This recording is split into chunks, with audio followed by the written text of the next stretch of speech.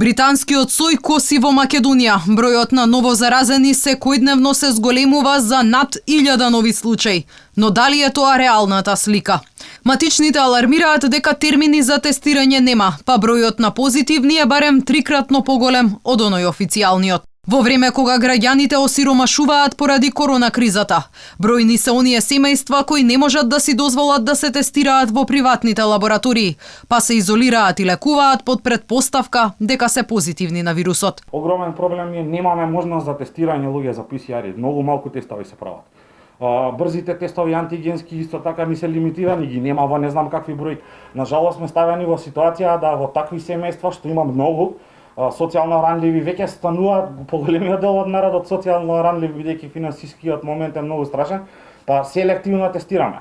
Тоа е катастрофа. Еден член од семејството само, значи може 5 члена семејство само за еден тест да се дозволи, па да претпоставуваме после дека другите се позитивни или не, па индиректно да ги изолираме заради позитивен контакт, се со цел да спречиме на општо ширење да се случи. Најголем проблем според Лазаров е лошата организација на здравствениот систем и фактот што речиси сите специјалистички болници се претворија во ковид центри. Ова најмногу ги погоди хронично болните пациенти, кои допрва ќе ги почувствуваат последиците од нередовните лекарски прегледи. Значи терцијарното здравство го претворивме во ковид центри, што е нонсенс. Не требаше ова време да го искористиме за соодветни сместувачки капацитети за ковид пациенти на страна, за дека терцијарното здравство мораше да ни функционира. Нас не имаме колабирано терцијарно, имаме колабирано секундарно.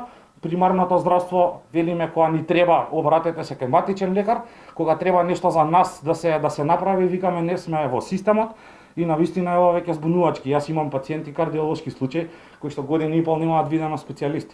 Имаме нефропатии, имаме пост-ковид ситуации кај што треба да ги праќаме пациентите. Третиот корона бранд ги мобилизираше сите клиники за лекување на пациенти со компликации од COVID-19. Покрај интерните клиники, пулмологија, гастро, орала и неврологија. Ковид позитивни пациенти се лекуваат и на траума и на пластика. И во градската општа болница 8 септември стагнираат со работа сите други специјалности. Таму освен хирурзите, останатите специјалисти ротираат во ковид центарот. Иста е состојбата и во болниците во внатрешноста. Доктори од Тетово неодамна алармираа дека кревети за болните има, но недостига стручен кадар. Во Македонија рекордни 1700 пациенти се на болничко лекување на инфективните оделенија, што е најголем број на хоспитализирани од почетокот на пандемијата.